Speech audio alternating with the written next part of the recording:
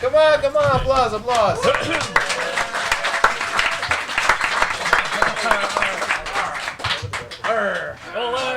Well, first we're gonna explain who we are. We're still mysterious people. So I don't know this guy. then I'm a little introduction about how we came to the conclusion what are we doing, I guess, and what we're not doing, basically. Take this as a really nice summary. First of all, well, our team is obvious team correct horse battery staple, but staple was too long for the Slack channel, so we only went for correct horse battery, which is Less secure. yeah, basically. So some details on the name, I guess, if you want to. Well, this is the first person you learned today, this week. Yeah. Okay. Yeah. Well, I came to the conclusion that this is also a really bad choice to do that because it's on the internet, I guess. So your password is on the internet is never a great idea, I guess. The product ideas. Well, we had a lot of ideas. In the first day, we had like 6 hours working through all of our ideas, I guess. So we basically came up with all of these, and we were like, which one should we take? We had a 10-hour discussion about that, so 16 hours further, we still didn't do any programming. We were like, hey, should we do like programming? Is this camp about programming? We have a discussion about programming, so 4 hours later, oh shit, we need to go to bed. So, well, we came to the conclusion, a game, maybe Living Stratego. It's a Dutch game, if you don't know it, Google, I guess. So, basically we said, well, let's do Living Stratego. That sounds nice. What are the elements, the game rules about this game? So we are like, we need a team, right? Teams? Yeah, we need some teamas, I guess. Well, Dutch, English, teams, teamas, whatever. So we're like, let's talk about it. So we had a long list. Again, 10 hours later, we came to, well, let's do developers, because we are developers, right? So the team was developers. Woo! Yeah. The game. Now we come to the game rules. What? It's all white on white? There's just one rule. Wing it. Wow. Well, Just keep talking. spoiler alert. It has nothing to do. Yes. Wow. Well, last minute we. Whose laptop is this? Right, that's not yet. I won't touch it again. Well, no. Let's forget it, right? Are we really gonna show them the game rules? Yeah, it's fun. Yeah, It's a fun factor. So yeah. What? But Why is it broken now? I believe you. No, you broke Google Drive. Good job, Pete. Well, thank you all for coming. There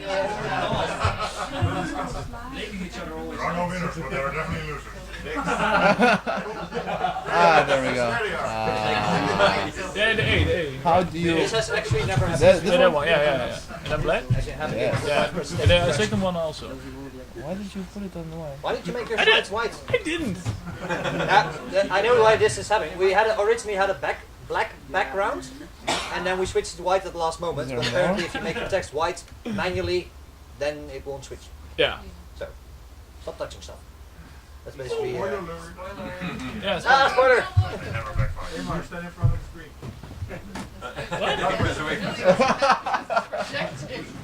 Oh yeah. They could. Right. Let's continue. Well, basically we said, we have a lot of rules, right? Because we're gonna make a really awesome game in 3 days, right? And we have a lot of rules, so we're gonna make a player that can also challenge another player to a duel. And there needs to be a state in this game where there is a duel going on, and blah blah blah blah. And there are even more rules in depth. And we're like, we can probably manage this, right? In 3.5 days. So basically, we are like, okay, what are we going to do? What are we going to figure out? And we need to gamble on what the scope should be. So we're like, yeah, let's do a rock, paper, scissors. Hey, that's a good idea. Let's do a rock, paper, scissors game. So that's what we're going to do. Yeah, well, so after like 3.5 days, we got like, hey, nice idea. Really nice idea. So, basically now we come to the conclusion that this is our game, right? But yeah, this is well, we've been here, right? So That's my part. go. So, while we are talking about stuff and basically doing a little bit of programming on the side and then more discussions about stuff, we did actually manage to learn something. We also managed to finish the game, but we'll get back to that later. And we did choose at the beginning of our project to decide on which technology we were going to use or which technology we wanted to learn. And we got to 3 main points. And the first one is AMPHP. It is basically a extension. That's not the word. library. It's a library for building asynchronous asynchronous apps in PHP, and we use that in our project to make basically a web server and a WebSocket server without using Nginx. So we simply run our main application as you would a PHP script on the command line, just PHP app.php, which runs the asynchronous parts, starts an event loop. I won't go into all the details about how asynchronous programming works. It's all very interesting, but I don't understand half of it myself, and that's going to take more than the 4 minutes I have for this. So basically, we built both an HTTP server using pre-built components and a WebSocket server to have some real-time interaction in our games. I'm not going to go through the code line by line. That's going to take too long. But essentially, for the WebSocket, you define a socket, then define the router, which maps, well, URLs to packets, and then have an, this is the HTTP server. And essentially you start the server here, and your script continues, because it's asynchronously, and will run your server in the background until you actually kill it. And one of the main advantages of using this, we found out, is that WebSockets are actually very easy to implement and require much less moving parts. For example, normally if you build a project using a WebSocket, you'd need another part to actually host or to do the server part for the WebSocket, but you can just do this in plain PHP. So you have less parts to manage and will essentially have a single integrated product. And what you define, this is the interface for the main application, so the only things you need to define, there are of course a lot more organizational stuff behind it, but essentially you have to implement this interface, how you will handle connections opening, closing for WebSockets, and well, send properly priced. So the good thing, as I touched on, WebSockets require a lot less moving parts that you need to keep up and ensure that are available. But the bad thing about AMPHP is that some parts are not actually stable or haven't been updated in 2 years, and that development requires a lot of extra work. Which brings us to our second part, which was for me a completely new thing, as in I understood Docker in a theoretical sense, but I never actually used it, so this was a good learning experience for me. I first have to do the mandatory container slide, because that's legally required, as you run containers on a Docker instance, blah blah blah. To some of you this might be old news, but essentially we use Docker Compose to have 2 services, a backend service, which runs our main app as a PHP script and exposes 2 ports. One is for the web server, the other one is for the WebSocket, of course, and run a front-end app based on Node 10, which basically builds our code with hot code reloading. We didn't get to put it actually in production, so there's no Kubernetes or anything else involved. It isn't really stable. You need to manually start things and all kinds of things. So what I primarily learned from this is that, well, the main benefit of Docker, of course, is that it reduces the variation in your stack. You're working with the same versions. You can easily bring it up.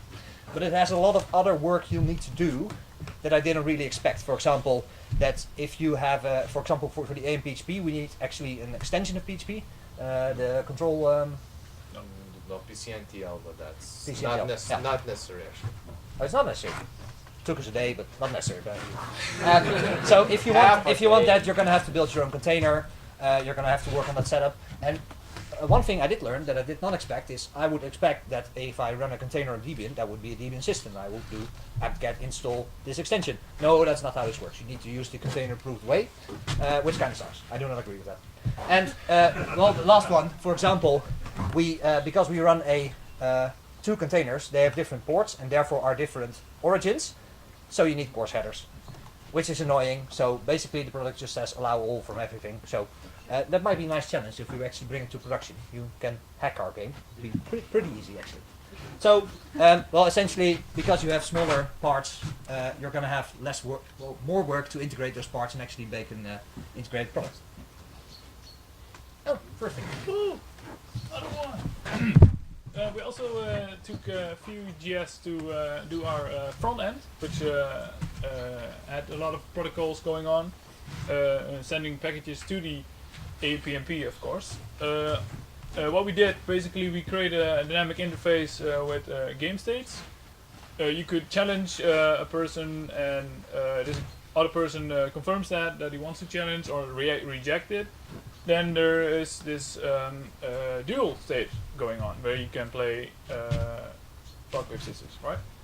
So basically, what we learned is computed properties versus methods, and the basic detail about that is that computer properties has this cached variables where you can get and setters on, and on methods you don't have these get and setters. They are like need to be processed each time you call them. Also, Vue.js comes with components which you can what's it called? Use HTML tags with basically the component name, and then you can run scripts on it, and you can have nested Vue.js components within your own main app, basically. Oh wait, that was already there. Oh, my turn. We also did some teamwork. Surprising, I know. So first, we did some planning. We used Trello for our backlog, because without a backlog, you just are not. Well, you're gonna get lost sooner or later.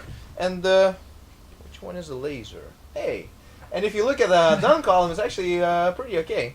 Of course, there are stuff to do, but let's ignore that. We'll put it on the backlog. So that helped us to keep track of stuff. We did a lot of pair programming. Here you see Ingmar and Jakob busy pair programming. It's morning, so they look kind of different than now. We also did some mob programming. So with all of us three, we just got together and we solved problems together and we learned together at the same time. It was beautiful. Of course, we did code reviews. So if, let's say, me and Ingmar would pair on something, we would have Jakob review that stuff. Just, once again, for more learning experience. I don't know if we had feedback, but... It was usually the time you ask some questions. Yeah, it was a very good time to ask questions and to answer them, usually. We also did mob previewing, I guess. Yes. And at the end of every day, we would do a daily process review. So we would hold hands and we would change stuff. No. We would see, we would reflect on our process and on our progress as well, and how it's going, what do we need to adjust. We did learn some lessons, so learning new stuff takes significant time. We could have done this game many times over with your traditional Symfony stack and maybe, I don't know, some kind of lighter front-end implementation with vanilla JavaScript, but hey, that's not exciting. We're not here to deliver a game because, well, we are here to learn. Also, we planned a bit too many features up front, so that firstly took time to actually come up with those features. And also that took time away from development, and we wouldn't have made it otherwise anyway. So we should have planned less features up front. Periodical process reviews are useful because then we could adjust to our situation. That's why essentially we also do retrospectives in our daily job, right?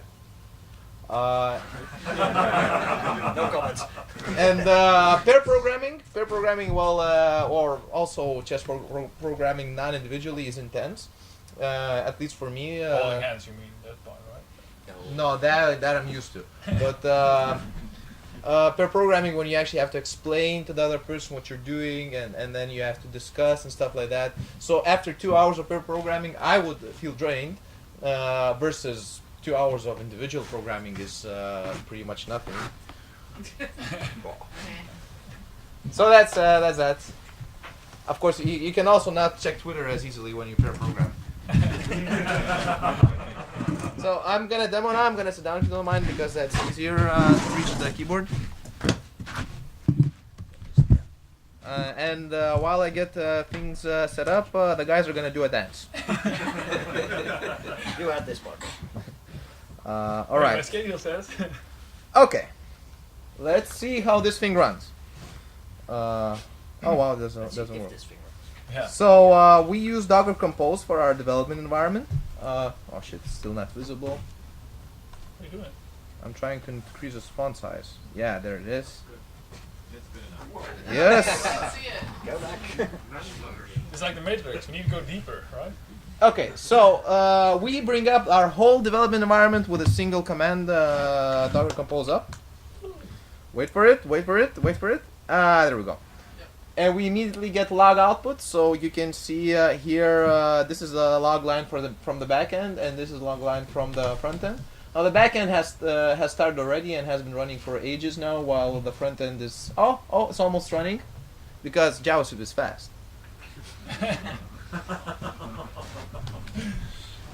I think we're running. Okay, so this is it, and I will revisit this screen later to show you how awesome the log output is.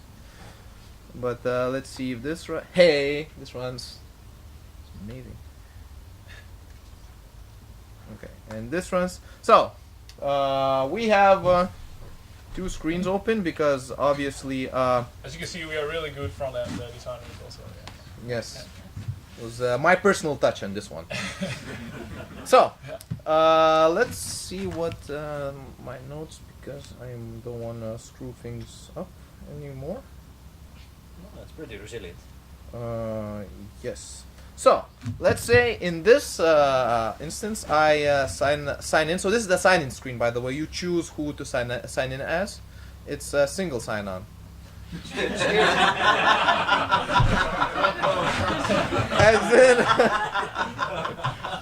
as in there's only one field, which is the username. You don't need a password. You don't even need to type your username. And yeah, exactly. It's perfect. Because we are like NSA, right? We know who you are. Okay, and in this screen I'll sign in as Ingmar. So here is Getty, here is Ingmar. And now I'm gonna challenge. So now there's a different screen. I can challenge somebody. Once again, single click. I challenged Ingmar, and I'm waiting for him to accept. It's the communication is done over WebSocket. It's amazing. Let me show you So this is the log output. Yeah, this is where we started, and then we have like accepted connection, accept connection. There was a GET request. There was some other output, whatever. But that's what's possible. And let's say Ingmar, well, he denies. I'm coded, right? So. Yes. Denied.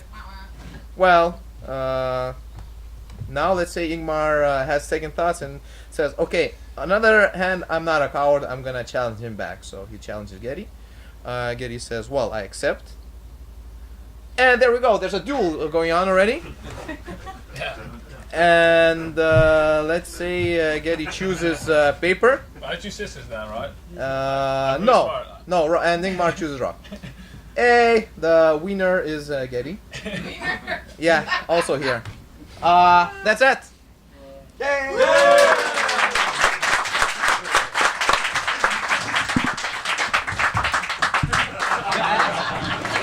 You chose this. That's my responsibility. So no hard questions for me. The hard questions can go to Getty and Ingmar. Yeah. There's actually a hidden feature in the game that we can't demo. If you type the hidden shortcut Control F5, you can actually play again. There's no UI for that. Okay, so any questions? We have about 10 minutes for questions. So chop chop. What if you choose an offline player? What? What if you choose an Yes, offline player? that actually works. Yeah. Once you log in, you'll get the challenge. Yes. Then it's Yeah. safe for you. Assuming we don't crash the server in the meantime. Yeah. Persistence Oh yeah, runs. and another thing, our persistence is done in memory. So if you restart the backend, there's no the state is clean and empty. Except there is we take the username and the player accounts. Those are actually stored in a persistent graph database. Which is That's- our source code. Yeah, they're in a Git. So if we want to add a player, we'll just write a new git commit and append it to our graph, and then it'll be consistent. But it's perfectly scalable. also highly available. Right. We have another question over. Yeah, so would you actually use AMPHP for something now? In real life, I am considering it. Yes. I think it's pretty stable, to be honest. For LiveChat, you can do that. No, but for a real life project, for a real life project in production, I'm kind of looking into that in my current job. But yeah, why not? If you have good way to reload a crashed process, a crashed long-running PHP process, I say go for it. I'd say if you can actually solve the development challenges, like you have no hot code reloading, so you always need to restart the Docker container to have your new code. Yeah. It's actually pretty stable, pretty easy to work with, and well, you need a lot less moving parts that you need to keep running. Yes. But if you compare it to, for example, if you were to wrap an existing WebSocket server that you just spin up in another Docker container, yeah, it's more of a 50-50 thing. There's many nuances. Yeah. But I suppose it's only PHP, so that helps. Cool. Really experience with Docker, but did you try Docker reload?